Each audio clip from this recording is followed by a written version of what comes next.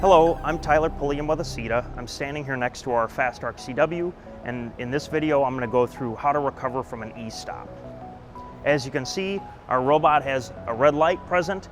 It was in the middle of running a program and we decided to e-stop it for whatever reason that may be. So the first thing I'll do is come back over to the pendant. The first thing that I notice is that there's an error present, Servo 002 Teach Pendant e-stop. That is from someone pushing the e-stop in to stop the robot. If I try to reset this error, you'll see that it stays persistent, it won't go away. In order to correct that, I pull the e-stop button out, try to reset that again, there we go. It went away, and the green light, the green indicator light on the robot is now green as opposed to red. In order to continue running the program, I open up my play menu. I'm already at 100%. I can hit run and then answer this question, yes, and the robot continues to run the program.